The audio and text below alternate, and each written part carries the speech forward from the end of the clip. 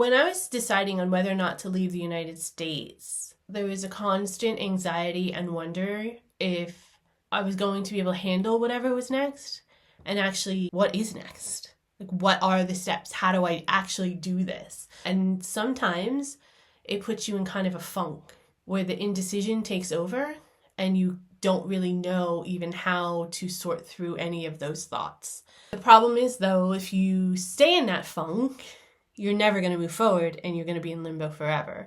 And that is no way to live. Here are some things that I was able to do and implement that helped me make this decision.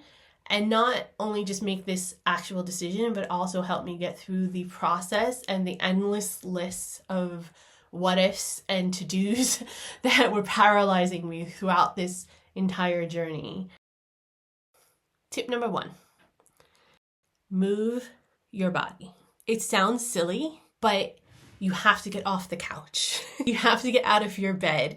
You have to get out in the world. You never want to make any big decision when you're really emotional, right? It never turns out well. But my advice is to get out, go for a walk, go for a run, take a dance class, go to the gym, go for a bike ride. Literally move your body. You are going to feel exhausted, you're going to feel overwhelmed, and you're going to feel like you don't want to be a part of any of this. But once you get started, once you get that blood pumping a little bit in your mind and your body, you'll be able to just clear some of that chaos out of your mind and some of those thoughts out of your mind. I know for me, I was so worried about making the wrong decision, and I was so worried about how the decision was going to affect my family in the long run that I was getting anxiety. I even had 1 or 2 anxiety attacks about the whole situation.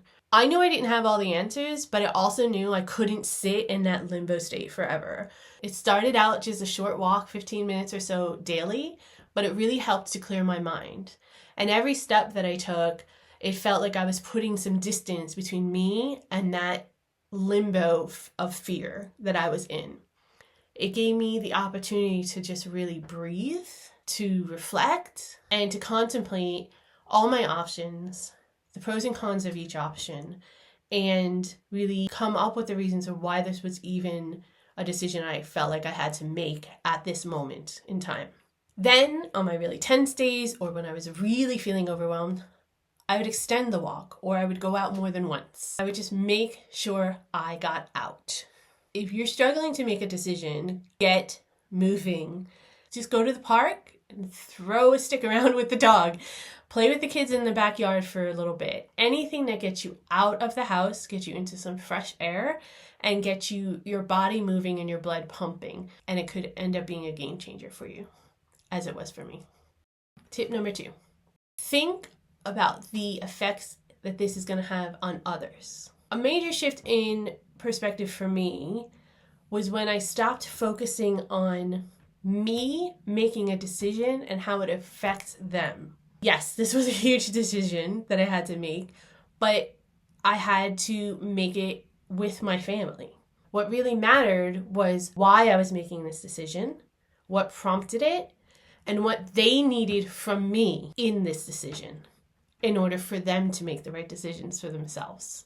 It is about the implications of the decision, but it's also about building each other up, advising each other and reassuring each other that we're all going to be there, that we are going to go through this together, and that it's not one person's burden. By taking the focus off of you, you ask, what do the people closest to me need right now? That pressure starts to come off of you making the wrong decision, because you're doing what you need to do for those people instead. It helps to calm you, relieve some of that anxiety, and for me, it gave me a lot of strength and a lot of incentive to make the decision and to move forward. Tip number 3, writing it out helps you work it out. In full disclosure, I'm kind of a list person anyway. So of course, it's probably inevitable that I was going to fall into this realm at some point throughout this journey. But in the very beginning, when I was deciding whether or not the US or the UK was going to be our future home, making a list of the pros and cons of living in each helped put on paper what my struggle really was. I listed things I loved about each country, the things I hated about each country, the things I was fearful about living in each country, the things that excited me about living in both countries, and the opportunities that were available for me and each member of my family in each country. Once I had it written out on paper, I put it away, and then I told my partner and my child to do the same thing. A couple days later, we had a family meeting. We all brought our lists together, and we talked about what it was that was leading us down these paths. We found that there was a lot of things that we were all fearful of at the same time, and there was a lot of things we were excited for at the same time. And ultimately, we were able to determine which thoughts and emotions about the issue were the most important to us as a family unit. It helped me organize and compartmentalize my thoughts and emotions so I can speak about it with my family, with the people that mattered the most, with the people who were going to be affected the most by this decision, so that they knew where I was coming from with my decision, and the same for me on their part. There's something that really happens to you when you put your thoughts out on paper, or in my case, on a Word document. It just allows you to kind of unburden your mind. It gives you this ability to think clearly about whatever choice is best for you. No matter how big or small the decision is, if you can get that chaotic mess of thoughts out of your brain and onto a piece of paper or a computer or your phone, you start to just be able to focus on the things that jump out at you. Those things that jump out at you are the most important things, whether they're pros or cons in either situation. You're able to really just pare down to the top, 5 or so things that are the most important to you, and then you're able to see in plain sight in front of you what decision works best for you and the people in your life. Number 4, set goals and a plan to move forward, but don't write it in stone. After you've sorted through all of your thoughts and fears and you've made your decision, now it's time to take some action. Start setting goals, but make them small. Make them little bits at a time. For me, I started to think about, what do I need to do to get from A to B? You don't necessarily need to know every single step ahead of time. It's okay. You probably won't in most circumstances. You don't even need to know exactly where the finish line is. When I say things like, move to the UK, that's a pretty broad finish line. There's lots of places in the UK that we can end up, and there's lots of things that we could be doing when we end up here. So you don't necessarily have to know, I'm going to end up in this area of the UK, I'm going to be doing this for a job, my kid's going to go to this school. You don't need to know all of those details ahead of time. You just need to know which direction you're going in, and then start the ball rolling with small incremental goals that are actually achievable. The best thing that I ever did was just start to take that first step, focus on the first, 4 or 5 steps that I needed, get that ball rolling, and then let the journey unfold, which is very hard for me because I have a little bit of control issue, especially when it comes to big decisions like this. But you really do have to just kind of go with the flow when you have these big decisions, because there's always going to be things that you never anticipated. I remember we had so many delays in getting my visa processed. We had delays because the Queen died. We had delays because the government was closed for a few weeks for the holidays. And then the war in Ukraine broke out, and residency paperwork was getting prioritized for them with good reason. So I had to just focus on the things that I could control and the things I could work on that would get us towards that step until I was able to find out whether or not I was actually able to go to the UK. It is very daunting and it can be very overwhelming. But again, you just have to kind of let the ball do the work for you. But as you're doing so, those little goals will help you stay on task and will help you feel like you're still contributing to the end result. You'll still get around the world even if you walk instead of run. So just take your time, do small things at a little bit at a time, and you will get there. Tip number 5. Please don't be afraid to rinse, repeat, and start all over. The truth is, you don't have it figured out, and you're not going to. Feeling stuck or you're feeling unclear, go back to the beginning and start over. There's no shame in it.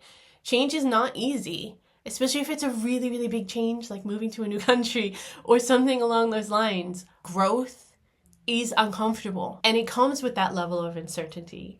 And when you kind of accept that there's going to be anxiety and you accept that there's going to be things you can't control, you can kind of let go and trust the process even more. But more importantly, you'll be able to trust yourself. Just keep moving, keep writing, keep reflecting.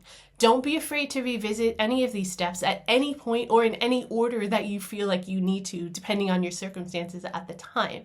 Things will start to fall into place and you will start to feel more comfortable and more confident. Keep going forward.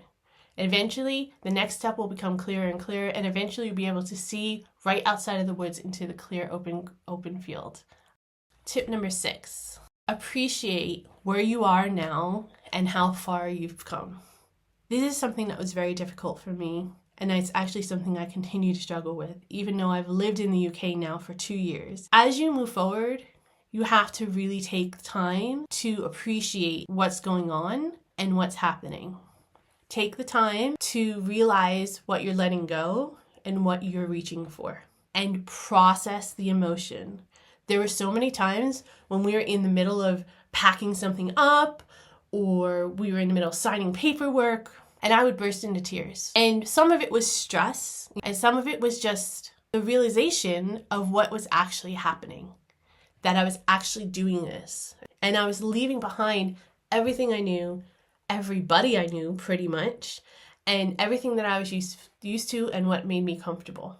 Even though I knew it was the right decision and it was the most important thing to me, I needed to take time to process everything that I was losing and leaving behind as well.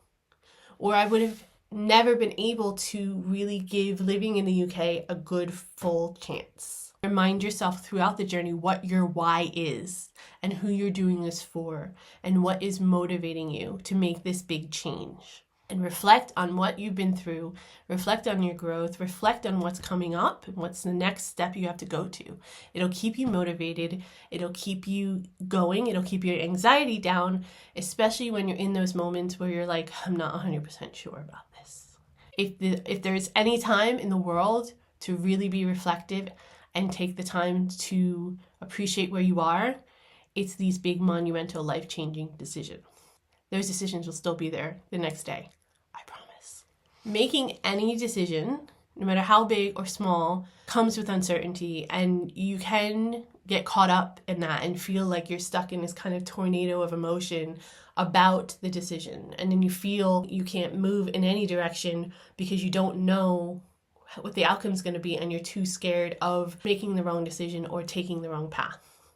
But if you get out, you move your body, you listen to your subconscious, you write down your thoughts in one way, you focus on others, you develop your why, and you take small steps at a time, you will eventually find your way. Trust the process and trust yourself. Don't be afraid to go back and tweak things as you go. Don't be afraid to start all over, and don't be afraid of making a mistake. It's your life. You're never going to know unless you try. Most importantly, realize that if you do make a choice and it becomes an epic fail, it's okay. Just start from scratch. Go for a walk, go for a run, go play with the dog for a little bit. It'll clear your mind and you'll know the next step you have to take from there. And because you've been through the process already once or twice before, it'll get a little bit easier. The steps will come a little bit faster for you, and you'll be able to make the right decision for yourself eventually. Don't be afraid to hire an expert to help you. Don't be afraid to rely on your support group. Don't be afraid to admit you don't know what to do right now and that you need time. I've found the most important thing is to just keep moving forward, trust the people around you, and enjoy the journey that you're on. I'm really curious if any of you have made a big monumental decision like this, or if maybe you're in the middle of it or you're thinking about it now. I want to hear your story, and I'm wondering if any of you have any other tips that have helped you along the way as well. I hope you guys enjoyed this video. Please leave a like for me if you don't mind. Stay safe, and I will see you next time. Thank you for listening.